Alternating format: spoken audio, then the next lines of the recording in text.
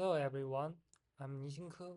Today I'm going to present a paper titled LLM-based symbolic regression with tool-augmented multi-objective optimization, also known as TAMOSR. This paper was submitted to ICLR 2026. What makes this paper particularly interesting is that it tries to simulate the workflow of human scientists by combining large language models with external mathematical tools to discover physical laws from data. Let's briefly review the task itself. What is symbolic regression? In traditional machine learning, we often use neural networks as black boxes to map inputs to outputs. However, in scientific discovery, we need interpretable formulas.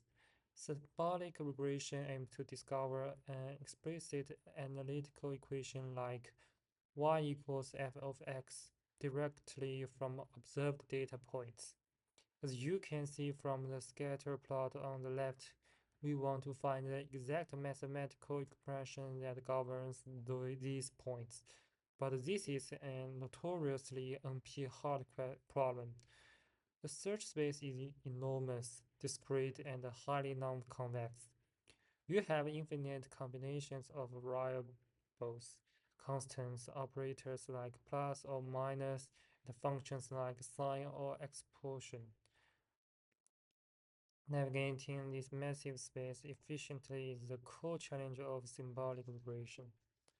Recently, researchers have started using large language models to solve these problems, but the authors point out two fatal flaws in existing LLM-based symbolic regression methods. The first flaw is the lack of data-driven bias. Current LLMs operate like literally students forced to do physics. They only read context prompts and do not directly see the underlying mathematical relationships.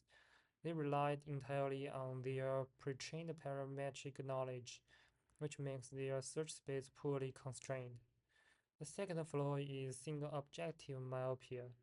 Most existing methods evaluate candidate formulas based on solely on one metric, the fitting error.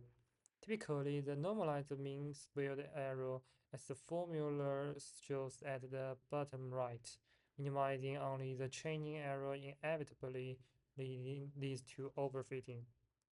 To break these bottlenecks, the authors propose the TAMOSR framework. The core philosophy here is to emulate the workflow of a human scientist. When scientists analyze data, they don't just stare at numbers. They use tools, they evaluate trade-offs, and they iterate.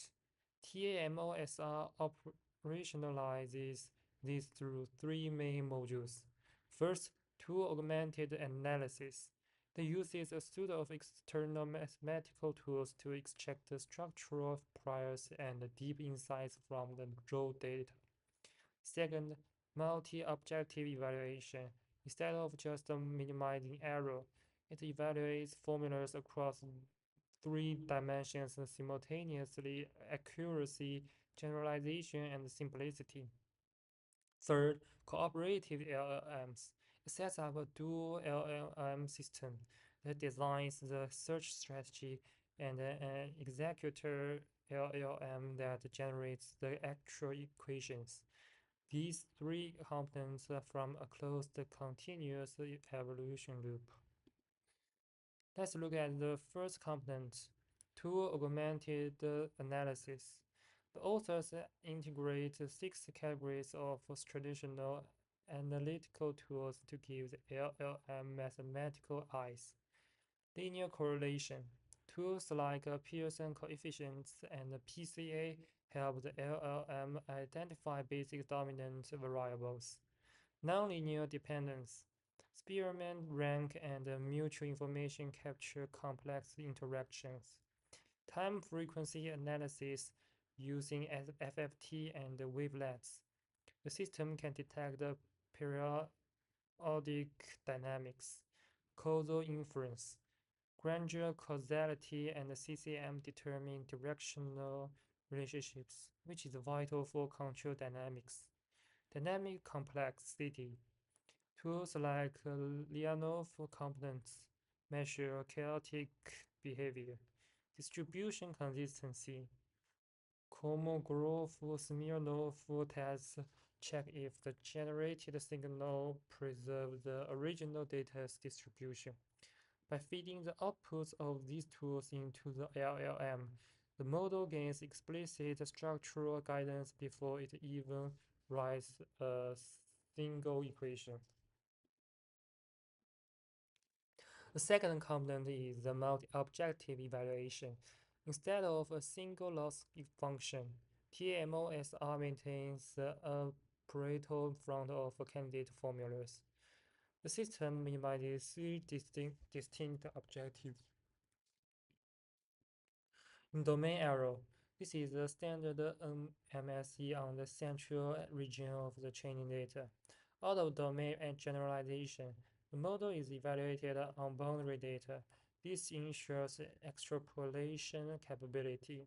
Formula complexity, measured by the abstract syntax tree length. A shorter tree means a simpler, more interpretable equation. Shown in the 3D plot on the right, the algorithm uses non-dominated sorting to keep a diverse population of equations that represent the best trade-offs between fitting well, generalizing well, and remaining compact.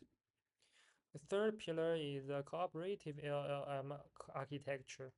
TAMOSR splits the cognitive load between two LLMs. The left, we have the planner. This LLM acts as the senior scientist that analyzes the results from the analytical tools and looks at the current population of formulas on the Pareto front. It then writes natural language strategies like I noticed a periodic residual pattern. Try adding a high frequency sine tone. On the right, we have the creator. This LLM takes the planner's strategy along with some parent formulas and performs intelligent crossover and mutation. It generates new candidate formulas that conform to the strategy. This separation of role allows for both high-level reasoning and low-level code generation. To prevent the creator LLM from generating identical formulas and getting stuck in local optima, the authors introduced a structural score to maintain population diversity. By selecting parent formulas for the next generation, the system passes them into AST. The syntax similarity is calculated based on the overlap of subtrees between two formulas, Fi and Fj. From this, a diversity score is computed for each formula, measuring how structurally unique it is compared to the rest of the population. During the generation phase, TAMOSR applies a softmax sampling mechanism biased towards higher diversity score. This forces the LLM to explicitly explore structurally distinct mathematical spaces, ensuring a rich and diverse Pareto front. For the experiments, authors tested TAMOSR on standard physics, biology, and chemistry benchmarks, including a highly challenging dataset called LSR Things Chem, which contains 36 complex kinetic tasks. They compared TAMOSR against classical methods like PySR, neural methods like UDSR, and recent LLM-based baselines like LLM-SR and LASR. To evaluate performance, they used three key metrics: strict accuracy, the percentage of the test points meeting a strict error tolerance; hypervolume, a multi-objective metric where a larger volume indicates better coverage of the Pareto front; inverted generation distance, a metric measuring the distance from the true mathematical formula to the generated approximation. A smaller IGD means the generated formulas are closer to the ground truth. According to the paper, the results were highly impressive. As shown in the bar charts, TAMOSR significantly outperformed all baselines. It achieved near 100% strictly accuracy on several tasks, vastly exceeding baseline 1 and 2. It also achieved a higher hypervolume and a much lower IGD. The authors reported that TMOSR converges much faster and generalizes to out-of-domain data several orders of magnitude better than previous LLMSR methods. Furthermore, the ablation studies claimed that removing added external tools or the multi-objective optimization led to a sharp degradation in performance. Up to this point, the paper sounds like a massive breakthrough, but if the results are this good, why was it rejected by ICLR? Issue number one is data leakage from out-of-domain optimization. TAMOSR uses out-of-domain performance as one of the three objectives during the evolutionary loop to select the Pareto front. This means the model is optimizing on the validation or test set. This makes the claimed superior generalization invalid. Issue number two is the weak complexity proxy. The authors used the AST node length to measure simplicity. However, reviewers pointed out this is easily gamed. For instance, the expression 2 multiply x and x plus x are algebraically identical, but their AST lengths are different. LLMs can easily manipulate AST lengths without actually simplifying the mathematical meaning. Issue number three is the lack of theoretical depth. Ultimately, the reviewers felt this work was just a massive prompt engineering exercise. It lacks deep theoretical insights into why this specific combination theoretically spans the search space or guarantees convergence. The experimental section also faced harsh criticism. First, there were baseline anomalies. The authors reproduced the baseline LLMSR using a much stronger model, GPT-4. It reported worse results than the original LLMSR paper, which used older models. Reviewers strongly suspected an unfair comparison or an unoptimized implementation of the baselines. Second, a reproducibility crisis. The authors only reported results from a single random seed, which is unacceptable for evolutionary algorithms that rely heavily on stochastic sampling. Furthermore, they cherry-picked only 36 out of 128 tasks from the standard SR bench, omitting the rest without justification. Variance and error bars were entirely missing.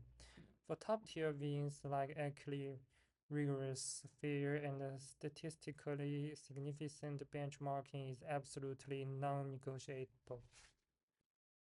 To summarize why the paper was rejected, it still produces valuable takeaways for us. The idea of augmenting LLMs with classical mathematical tools to create a closed-loop scientific agent is intuitive and structurally sound.